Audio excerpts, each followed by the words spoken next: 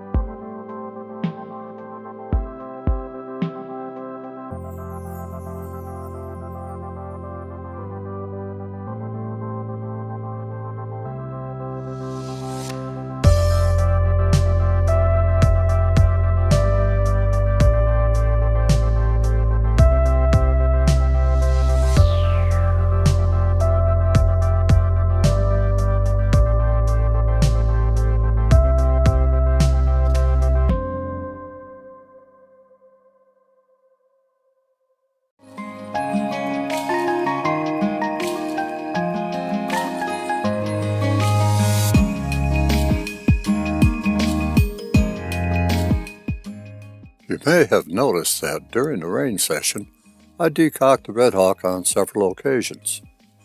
This might be an opportune time to talk about safety and decocking the Redhawk specifically, and modern double-action revolvers in general. Whenever I am at a gun shop and looking at a double-action revolver, I just don't pull the trigger and let the hammer fall. I hate it when I hear that snap, snap, snap of the hammer falling by someone checking the action. Whenever I am checking the action of a revolver, any revolver, the hammer is fully supported at all times during the trigger pulling cycle to eliminate the hammer falling freely. Transfer bar safety, trigger bar safety, no matter. Obviously, the safest time to decock a revolver is with an empty revolver. But there may be a time when you need to decock a loaded revolver, perhaps when taking a rest between single-action shots at the range, or when it is decided not to take a single-action shot when hunting. Let me talk about that a bit. Decocking a revolver, if it is in double-action mode, is pretty simple. If you decide not to take the shot while you are in the process of pulling the trigger, simply relax the trigger finger, which allows the trigger and hammer to go slowly forward. The transfer bar will move up, and the hammer will slowly fall back to its resting place against the transfer bar. If the revolver is in single-action mode, hammer back and locked, there are two methods used in safely decocking the revolver. One safe method to decock the Redhawk or other double-action revolver, transfer bar safety or not, is to use the finger and thumb pinch decocking method. Let me show you how that's done. With the gun pointed in a safe direction and when in single-action mode, keep all fingers away from the trigger. Pinch the hammer between the middle finger and thumb of the sport hand while placing the forefinger on the face of the hammer. Begin pulling the trigger slowly. As the hammer is being pulled to the rear, and as the hammer reaches the trip point, tighten the pinch on the hammer so as to have a good pinch when the hammer falls. Release the trigger fully forward and use the pinch to slowly lower the hammer to its rest position. Out in the field hunting, or while taking a break while shooting, when the revolver is in the single-action mode, the same applies. Again, point the gun in a safe direction, keep all fingers off of the trigger, and use the finger pinch method on the hammer. Pull and release the trigger fully forward while maintaining a constant pressure on the hammer as it lowers to the rest position. The second decocking method involves the use of both thumbs.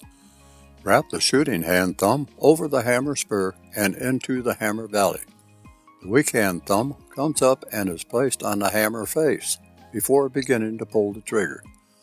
This also helps to keep the sport hand away from the flash cap in case something goes wrong. With both thumbs on the hammer, pull and release the trigger. As the hammer moves forward, slowly move the sport hand thumb away from the face of the hammer, while using the shooting hand thumb to maintain pressure on the hammer spur. The hammer will eventually come to rest on the transfer bar. That caveat that I mentioned earlier regarding the transfer bar, well, here it is.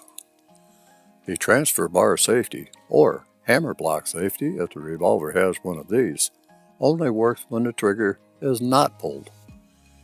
If you are pulling the trigger and not releasing it when in double action or single action mode, safety is disengaged, and the gun will fire if the hammer drops with enough force to drive the transfer bar forward and transfer that energy to the firing pin. This could happen when decocking with the thumb only, and that thumb is wet, cold, oil-covered, or whatever, and the thumb slips off of the hammer. When the trigger is pulled and released, it is the same as the trigger not being pulled.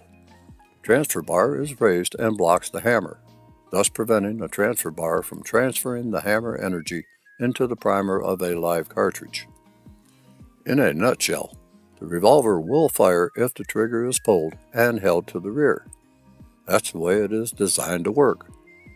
In the case of decocking, the only thing that is preventing the gun from firing you're holding onto the hammer to slowly allow it to move forward. It should be obvious to practice proper decocking of the revolver with the revolver empty, so that you can safely decock the revolver when it is loaded. Why? Well, because we always consider a gun to be loaded until we know, for ourselves, that the gun is not, don't we?